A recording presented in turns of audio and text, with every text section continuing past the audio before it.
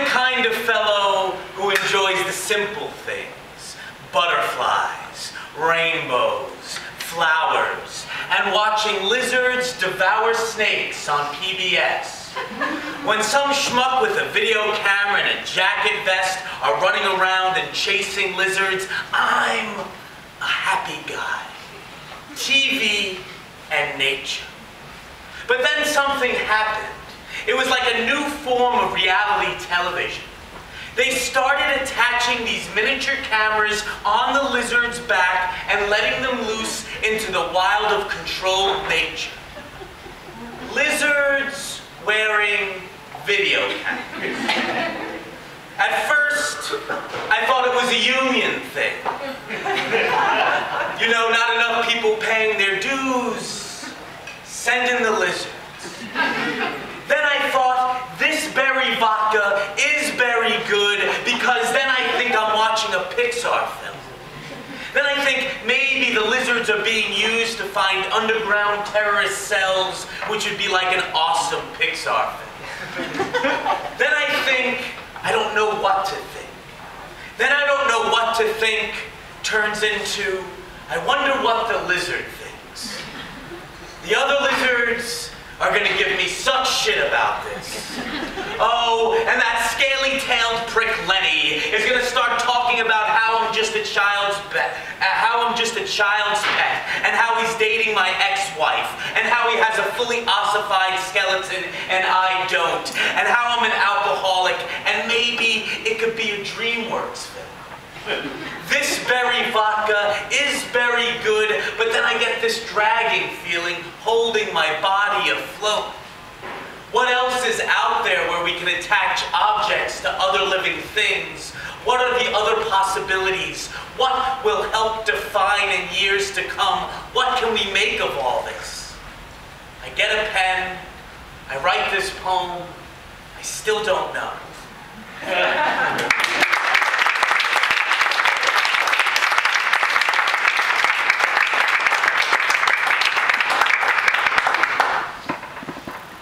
I think I'm going to die tonight. I just got this chill. It came up from behind me. I could sense its shadow. If I do not die tonight, then I could just be overtired, hallucinations, perhaps.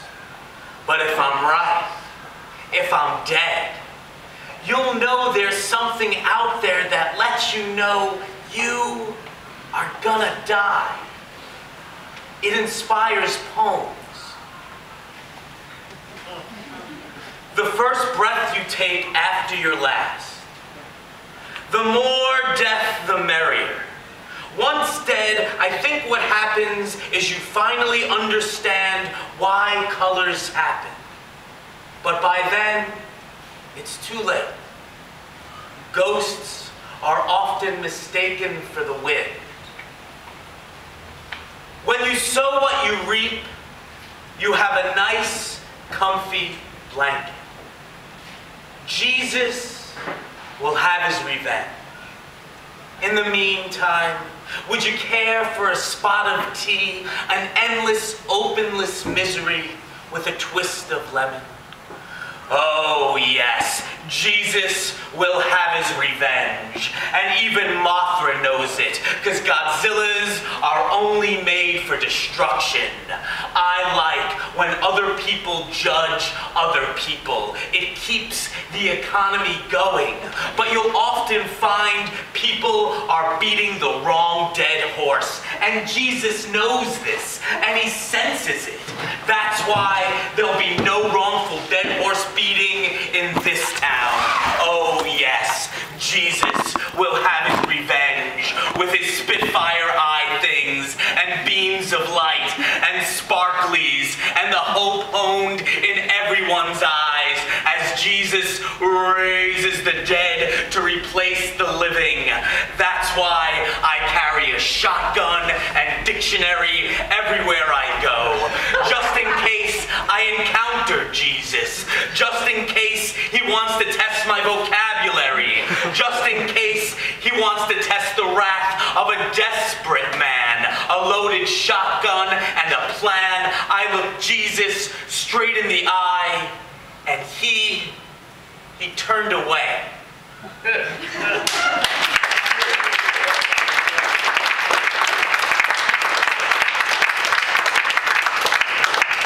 I apologize. Am I yelling at you too much?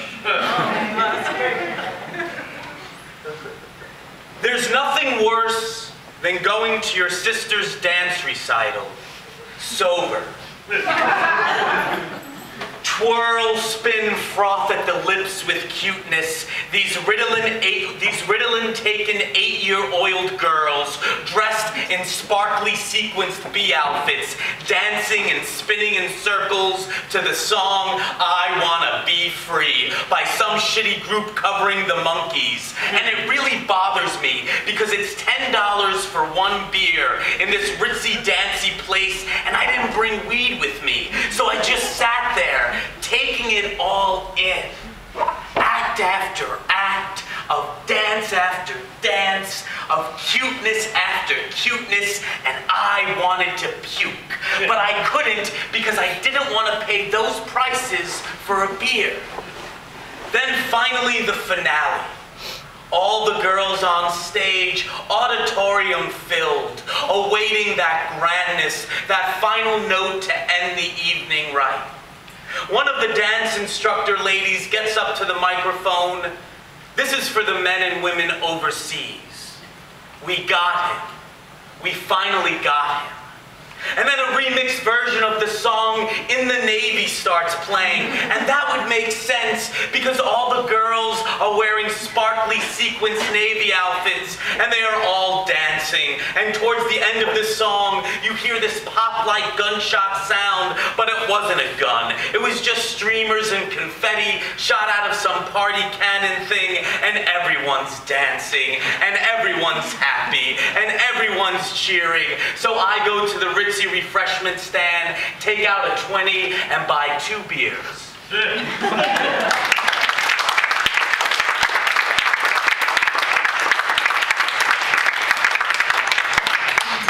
So I'm going to do one more, or maybe possibly 2, depends on what time allows. Kind of 2 parts. Part 1. The new literature. They're looting in London, but no one's touching the books. They're looting in London, and all they want are the iPods, the espresso machines, the diningware, the DVD players, designer clothing, earrings, TVs, disposable douches. But no one is touching the books. They are racial profiling in London because no one reads books anymore. They read instruction manuals for pasta machines, video games, home entertainment centers, iPads, cell phones, garlic mashers, paintball guns. But books are the lost, undiscovered islands of the ocean waiting for that open. They are looting in London, but no one is touching the books. They aren't even reaching. They're beating the fuck out of each other in London because they are angry and emotional and irrational, just like the cops. They are losing themselves in London, and the only place safe is the bookstore. A book cannot stop a gun, but it can stop you from picking one up. Violence is the new literature. Part 2, the new America. No one masturbates to books anymore. They masturbate to iPads, video games, Tupperware, digital erectile futures, and your brother's, neighbor's, wife's Facebook photo. But books are the lost, undiscovered clitorises of the open, waiting for that ocean. No one masturbates to books anymore. They aren't even fisting for them. They're watching everyone fuck the fuck out of everyone online because they are lost and insecure and horny, just like the cops. They're losing themselves in their hands, and the only place quiet enough to masturbate are the bookstores. Masturbating cannot stop a gun, but it sure can stop you from picking one up. Hand sanitizer is the new lovemaking.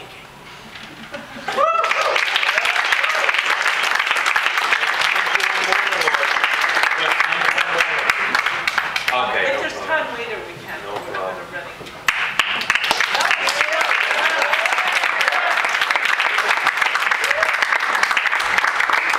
I love that. Our next poet.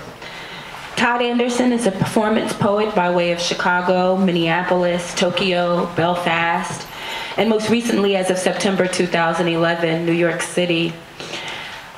He's also, he is a graduate of Carleton College, where he founded the school slam poetry team.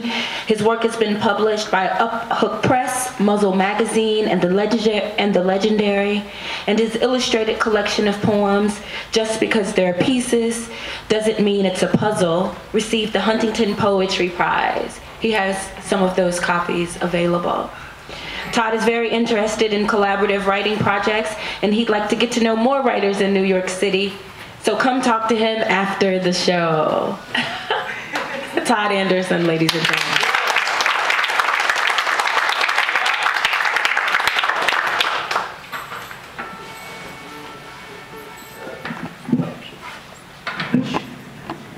Yeah, I know, right? Thanks, Thomas. All right, so in the Halloween theme of cheerful poems about death, this one's called On the Day That I Die. Hell is other people. Jean-Paul Sartre, no exit.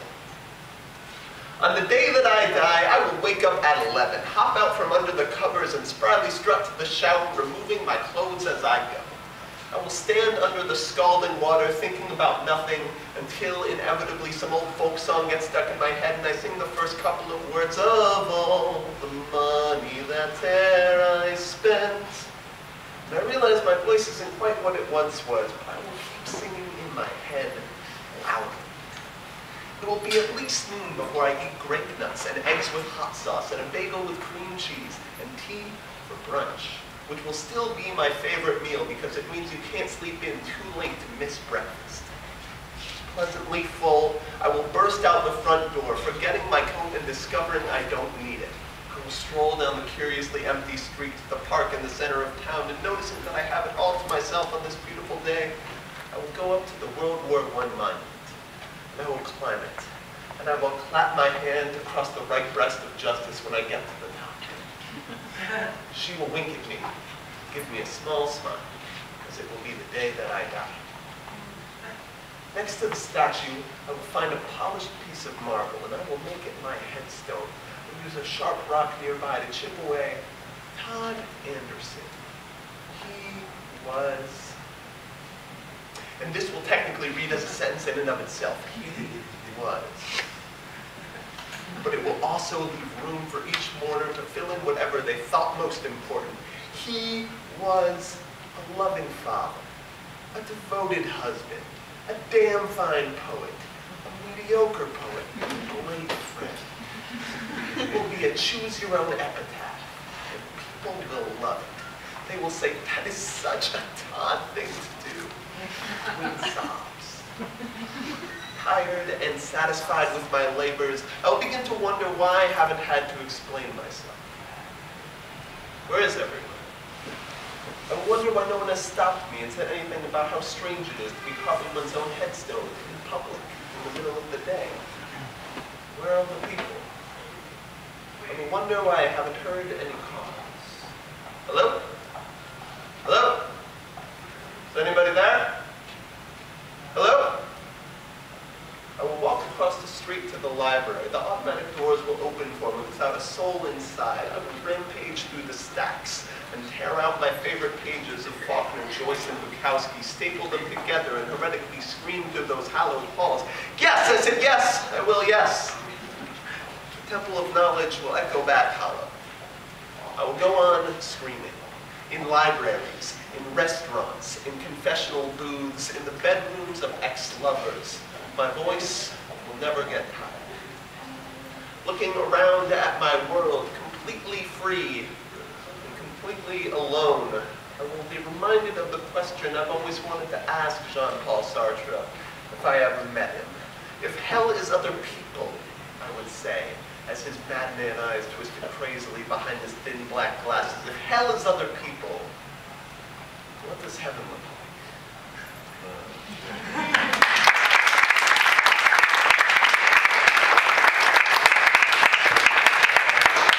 My book, it's called Just Because There's Pieces Doesn't Mean It's a Puzzle. It's illustrated all the way through. There's like kind of a senior project at school. I worked with a bunch of artists. Here are the illustrations for this poem. If you want to, it's a poem I'm about to read. Maybe I'll show you again at the end. Here's at the beginning, then you do the poem, and I'll show you again. You can see if you remember.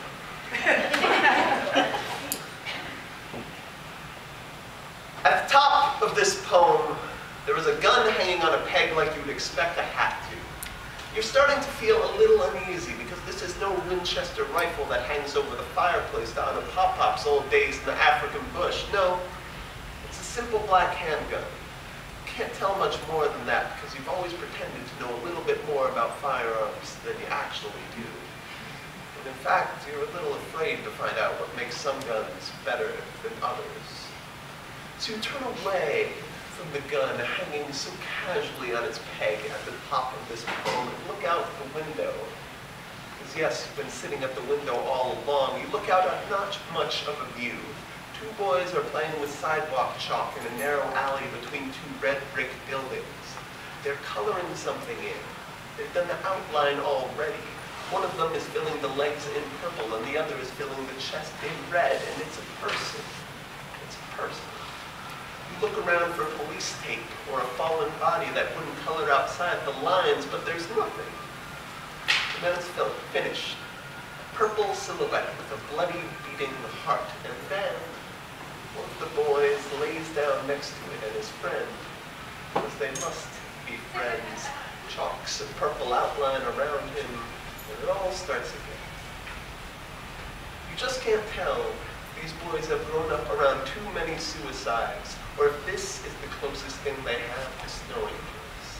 You just can't tell if they're smiling. You're not quite sure which you prefer. So you turn back to the gun hanging on its peg at the top of this poem. You were looking for answers, but it doesn't take questions. It just hangs there like a hat. You've heard what Chekhov had to say about guns that get hung on the wall in Act 1, but you don't know who's going to pull the trigger. So you sit there, waiting alone, and hoping it isn't you.